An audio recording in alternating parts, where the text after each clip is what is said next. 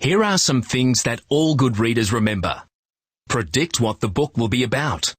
Ask yourself questions as you read. Try and work out difficult words. Listen to yourself as you read. Reread when you need to. Can you predict what this book is about? Click on a book feature to find out. Title. The title tells you something about the story. Can you predict what the story is about by reading the title? Illustration. The illustration on the cover of the book shows you something that is happening in the story. The picture on the front of the book shows you something you will find inside the book. What does this picture show you? What is this illustration about? Blurb. The blurb is on the back cover. It gives you a quick summary of the story. Can you predict what the story is about by reading the blurb?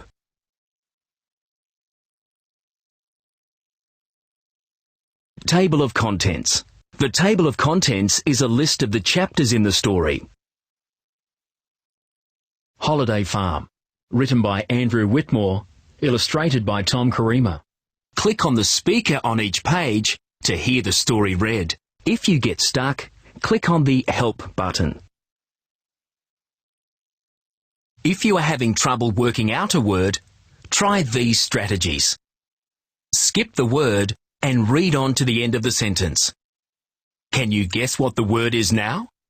Does it make sense and sound right? Look at the start of the word. What sound do you hear when you say the first letter? Can you sound out the first 2 or 3 letters? Look at the whole word. Are there any parts you can sound out? Break the word into syllables. Reread the whole sentence. Can you think of a word now that makes sense and sounds right? Holiday Farm. Written by Andrew Whitmore. Illustrated by Tom Karima. Contents. Gumtree Farm, page 1. Saddling Up, page 6. Cattle Country, page 12. Lost, page 16. Boxer on the Trail, page 21. Monty, Boxer and Billy, page 27. Gumtree Farm, page 31. How Gumtree Farm got its name, page 32. Gumtree Rap, page 34. Glossary, page 36. Characters. Danny, Ali, Sarah, Carla, Gums, Mum, Dad, Monty, Bluey. Chapter 1. Gumtree Farm. G'day everyone. Welcome to Gumtree Farm. Hi, said Dad, as we all stumbled out of the van. You must be Mr. Dawson. Call me Bluey, said the man. He went to shake Dad's hand, then suddenly turned and stared straight at me. What on earth is that? He boomed. I almost jumped out of my skin. Who, me? I said. No, said Bluey. He pointed at Monty. That creature. Oh, said Mum. We couldn't find anyone to mind him, and your brochure said that pets were allowed. Sure, said Bluey. No problem. He looked closely at Monty, who was yapping away as usual. Noisy little bloke, isn't he? I tried to quieten Monty down, but it didn't do much good. Bluey stared at him a little longer, then shrugged. You people hungry? He said. I could organise some tucker if you like. That would be wonderful, Mum said. I don't know about the others, but I'm so hungry I could eat a horse. OK, said Bluey. Grab your gear and I'll show you where you will be bunking down. Then we'll eat. Sounds good to me, said Mum. Dad grinned. Yep, lead the way, he said. There were 2 big cabins behind the farmhouse. Bunkhouses, Bluey called them. Mum, Sarah and Carla shared one. Dad, Allie and I were in the other. Oh, and Monty, of course. Dad thought our bunkhouse was great. "Wow," he said. "Isn't this great? It's like something straight out of the old days." It was old, all right. It was pretty empty too. There were half a dozen single beds along one wall, but not much else. Allie and I looked at each other. The place was a dump. No TV, no sound system, no computers, no anything. You really don't want to know about the bathroom either, believe me. Bluey was waiting for us back at the farmhouse. "Tucker's up," he said. We sat down at a big table on the veranda while Bluey served up mountains of bacon, eggs and baked beans. It tasted okay, I guess. I would have preferred pizza. Chapter 2. Saddling Up. "What have you got planned for us today, Bluey?" said Dad, once we had finished eating. "We're all raring to go." Dad had already started talking like Bluey. "Thought we'd go for a little trail ride," said Bluey. "Take a look around the place. Do you people know how to ride a horse?" Mum and Dad used to ride when they were younger, or so they said. Sarah and Carla had both been to a riding camp. Allie said he had ridden his cousin's horse a few times. That just left me. "Sure," I said. "No problem." After all, how hard could it be? Bluey took us to the stables. It was a lot smellier than I thought it would be.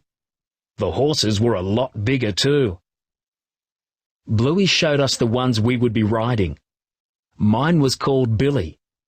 Bluey said he was as gentle as a lamb, but I wasn't so sure. He had big, nasty-looking teeth and kept butting me with his head when Bluey wasn't looking. I watched Dad get onto his horse. It looked pretty easy to me. The first time I tried, I slipped off the other side and landed on my backside. Billy made a snorting noise. It almost sounded as if he was laughing at me. "Very funny," I said. I got up and tried again. This time Billy decided to take off when I was only halfway on. I got my foot stuck in one of the stirrups and had to hop around the stable after him. "Hey!" I shouted. "Stop that!" Everyone else was on their horse and ready to go. They all turned to see what was going on. Dad laughed. "Ride 'em, cowboy." "Everything okay, mate?" said Bluey. "Maybe I should try another horse," I told him. "I think there's something wrong with this one." Bluey laughed. "How about I give you a hand?" he said. He held Billy steady while I climbed into the saddle. "There," said Bluey. "That wasn't so hard, was it?" "Now what?" I said. "Just give him a little tap with your heels," said Bluey. So I gave Billy a little tap. Nothing happened. I tapped a little harder. "Come on," I said. "What's the matter with you?" Billy shook his head and finally started moving. For a moment, I thought we were getting somewhere. When I tried to steer him out of the stables, he just wandered back into his stall and began munching on a pile of hay. I tugged on the reins, but he refused to budge. I turned to Bluey. "See?" I said. "There's definitely something wrong with him, or else he just doesn't like me." Bluey took off his hat and scratched his head. "We really ought to get going," he said. "Tell you what, why don't you ride on the bun cart with me?" That suited me just fine. I never did like horses much anyway. Skateboards were more my style. Chapter 3. Cattle Country. The bun cart was a wooden cart pulled by 2 horses. The seat wasn't very comfortable, but it had to be better than sitting in a saddle all day. It also meant that Monty could come with us. Bluey tied Billy to the back of the bun cart. "Just in case you want to have another try later," he said. As we pulled out of the stables, Bluey put 2 fingers in his mouth and whistled. Something huge came bounding out from behind the farmhouse. At first, I thought it was a runaway bull. Bluey saw me staring. "Boxer might as well tag along," he said. "Keep your little bloke company." Monty took one look at Boxer and hid behind some boxes in the back of the bun cart. I can't say I blamed him. Boxer was the biggest, meanest-looking dog I had ever seen. He kept sniffing around the bun cart. He seemed to be trying to find where Monty was hiding. I just hoped he didn't mistake poor Monty for a meal on legs.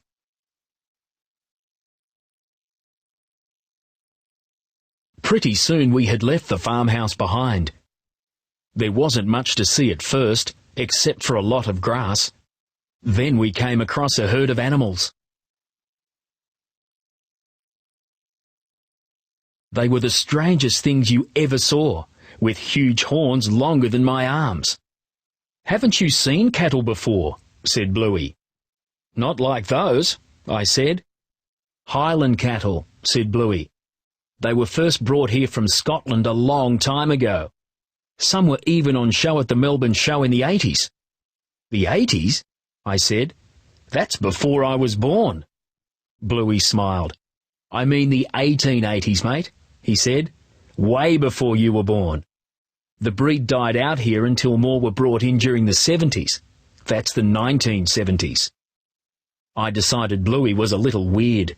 From the way he talked, I couldn't tell if something had happened yesterday or 100 years ago. Chapter 4. Lost. After an hour or so, we stopped for a snack and something to drink. We were all hungry. Bluey got food and canteens of water out of the bun cart. Allie and I decided to go for a walk and stretch our legs while we were waiting for him to set things up. "Sorry about dragging you along on this, Allie," I told him. "Some holiday this is turning out to be." Allie shrugged. "That's okay," he said. "It's kind of fun." I thought Monty might like some exercise too. We went back to the bun cart, but when I looked in the back of it, he was gone. "Oh no," I said. I showed Allie his empty collar. He must have wriggled his way out somehow. Allie and I looked around. We could see for miles in every direction, but there was no sign of Monty. He could have been anywhere. I didn't know what to do. Monty had never been out of the city before. What if something happened to him? "Come on," I said to Allie. "We've got to find him." Allie looked a little worried. "Shouldn't we tell Bluey and the others?" he said. "What for?" I said. "Monty can't have gone far. We'll be back in no time." "But, I mean, look at this place." Allie pointed out across the countryside. There was nothing but bush and dirt as far as you could see.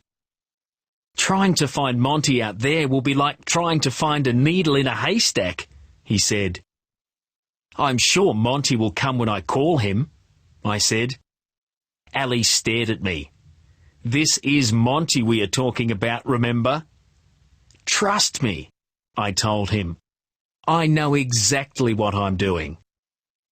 We followed the trail, but it was rough, so we couldn't move fast.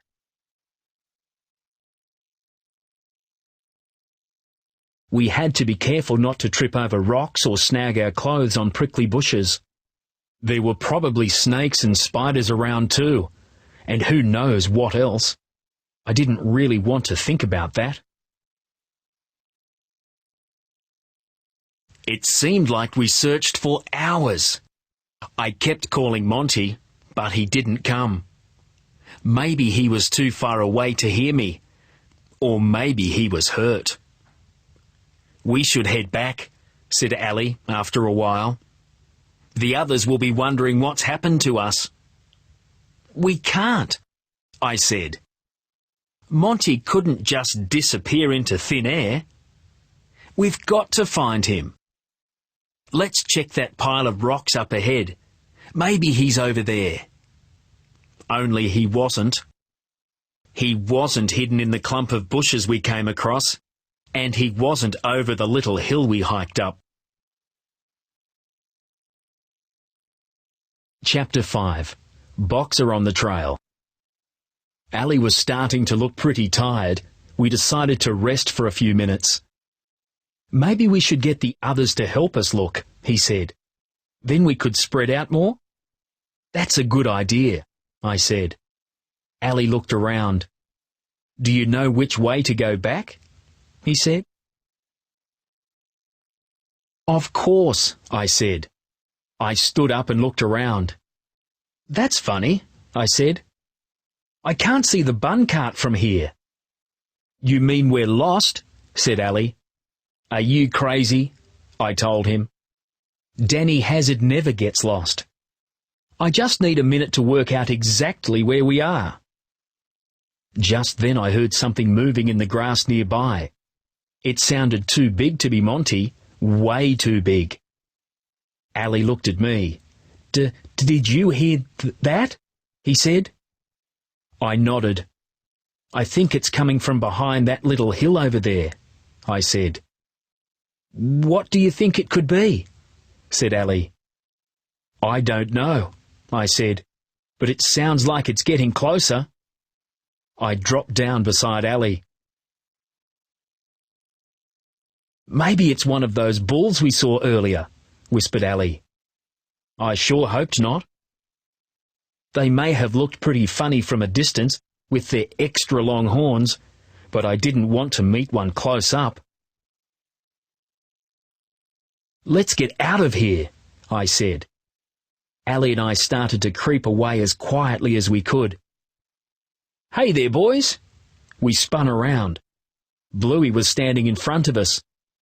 The look on his face made me almost wish it had been a Highland bull after all. I tried to smile. Hi, Bluey," I said. I held up the lead and empty collar. "We were just looking for Monty. He's run off somewhere." "Thought as much," said Bluey. I waited for him to start yelling at us for going off on our own. Instead, he just patted me gently on the shoulder. "Don't you worry, mate," he said. "We'll find him." "But how?" I said. "Ally and I have looked everywhere." Bluey whistled, and Boxer appeared out of nowhere. Ally looked at me. "That sure is one mean-looking dog," he whispered. "Mind if I borrow that?" said Bluey. He pointed at Monty's collar. I handed the collar and lead to him. Bluey bent down and let Boxer sniff the collar. "Fetch," he said. Boxer gave a loud bark and shot off like an arrow. "Shouldn't we follow him or something?" said Ally. "No need, mate," said Bluey. "Besides, we'd never keep up with Boxer anyway." He was right about that. Boxer ran like greased lightning. Before long, he was completely out of sight. "Boxer likes to hunt," Bluey told us. I gulped. "Hunt?" I said. Bluey nodded. "Mighty good at it too. Boxer can sniff out a rabbit in a storm." That was nice to know. I wondered what Boxer would do if he did track Monty down. Eat him, most likely. "So what happens now?" I said. "We wait," said Bluey. Chapter 6. Monty, Boxer, and Billy. We didn't have to wait long. After a few minutes, I saw Boxer heading back towards us. He was holding something in his mouth, something small and limp, about the size of a jackrabbit. maybe, or... Monty! I shouted. I turned to Bluey angrily. What has Boxer done to him? Bluey smiled. Take it easy, mate, he said. Haven't you ever seen a mother dog carrying her pup before?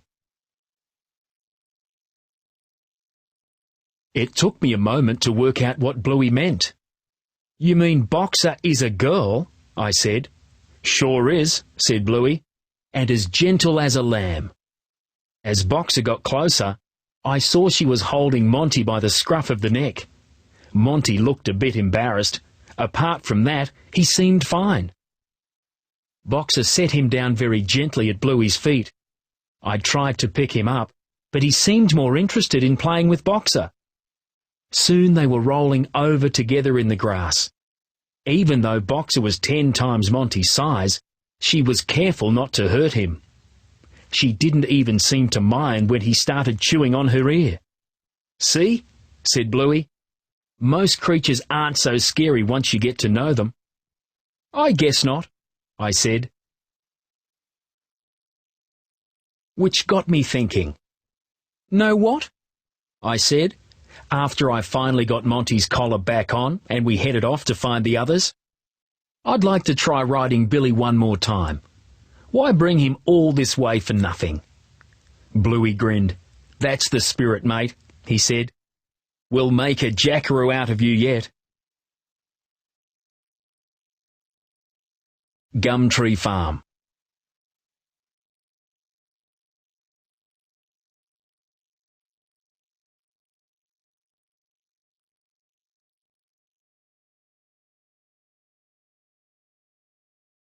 How Gumtree Farm Got Its Name, by Danny Hazard. Tell me, Bluey, I said, why is your farm called Gumtree Farm? There are hardly any trees around here. You're right enough there, mate, he said. But when my great-grandfather started this farm a long time ago, there were plenty of gum trees. Back then, farmers used to cut down all the trees and bush on their farms to make sure they had plenty of land for the animals to graze on. So, over time, this farm has lost most of its native trees. Nowadays, we know that it's not so good to clear your land of all the native plants and trees. Without trees and plants to live in, small animals disappear, and we need them to eat pests that can ruin our crops. The trees also protect cattle from the weather, hot and cold. For the last 5 years, I've been planting lots of native trees around the farm. I have planted down by the creek and in some of the paddocks further out. I still have a lot more planting to do, especially around here. Now you know why my farm is called Gumtree Farm. In a few years, when all my trees and plants have grown, the name will make sense again. Gumtree Rap by Danny Hazard. Didn't much like the gum tree. No TV. Food seemed to be a bit ordinary. Then I got a new attitude, turned into a jackaroo dude. Now Allie and me ride the farm all day. Yippee-yi-yi, yippee-yi-yay. Didn't much like the gum tree. Boxer was scary, big and hairy. Billy had teeth like you wouldn't believe. Then I got a new attitude, turned into a jackaroo dude. Now Allie and me ride the farm all day. Yippee-yi-yi, yippee-yi-yay. Glossary. Bun cart. A cart carrying a stove and food for cooking. Bunkhouse. Building where a number of people can sleep. Highland cattle. Cattle with long horns and long hair, originally from Scotland. Jackaroo. Young person working on a sheep or cattle station. Stirrup. A flat-bottomed metal ring hanging from a strap on each side of a horse's saddle to provide support for a rider's foot. Tucker. Slang word for food.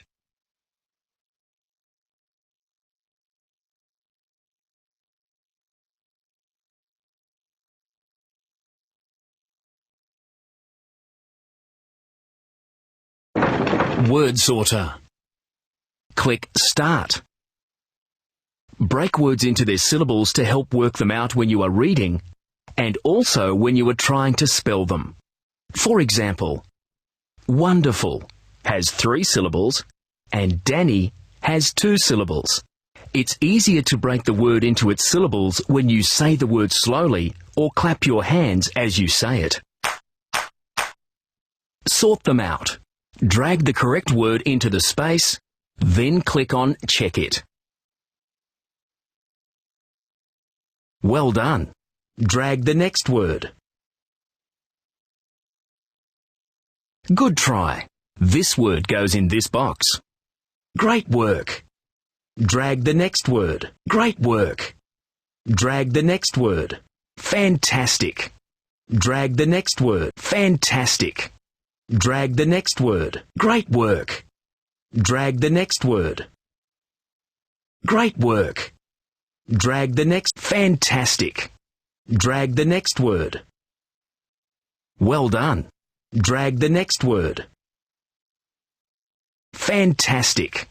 Drag the next word. Well done. Drag the next word.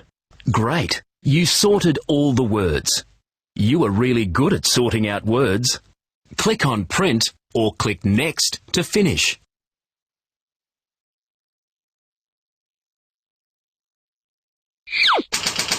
Missing words.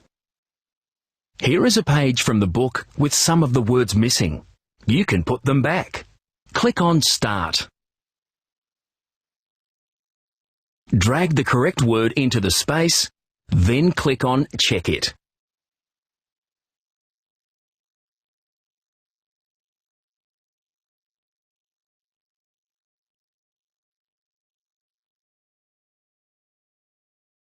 Try again. You can do it.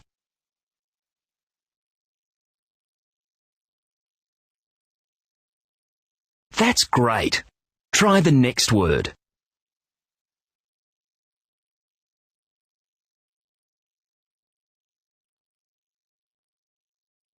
That's great. Try the next word. Fantastic. Try the next word.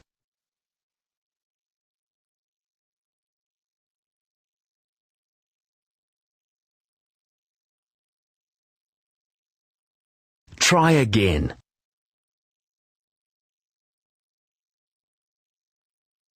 Brilliant. Try the next word. That's great. They're all done. Click on Print to print your missing words page, or click Next to finish. Let's do a crossword puzzle using words from the book. A crossword is a fun way of thinking about the meaning of different words. Click on Start. Type the letters to make the word in the clue, then click on Check It. Click Delete to delete a letter. Click Clear to delete a word.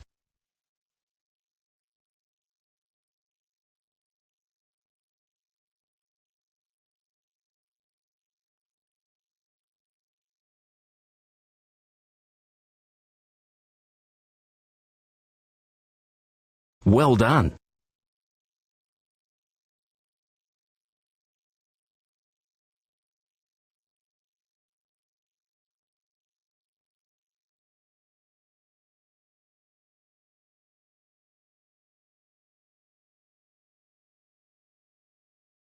Brilliant.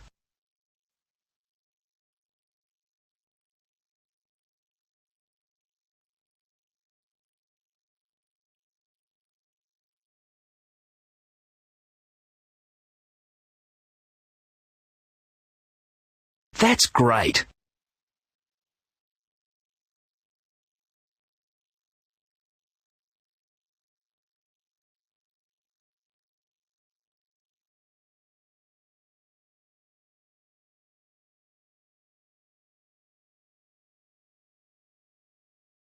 Well done.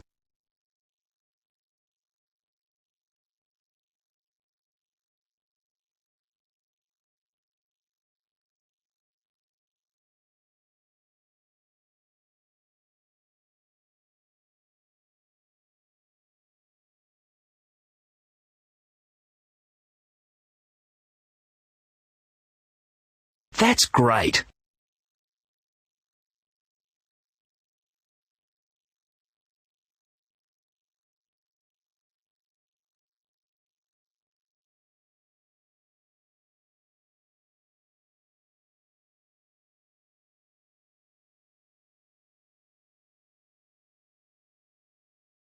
That's great.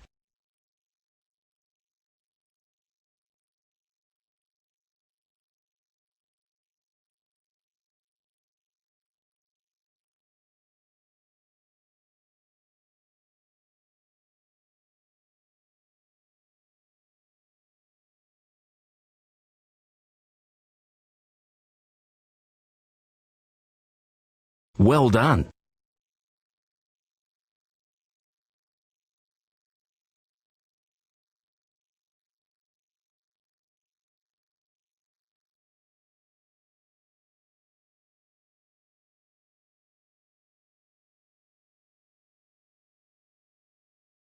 Congratulations!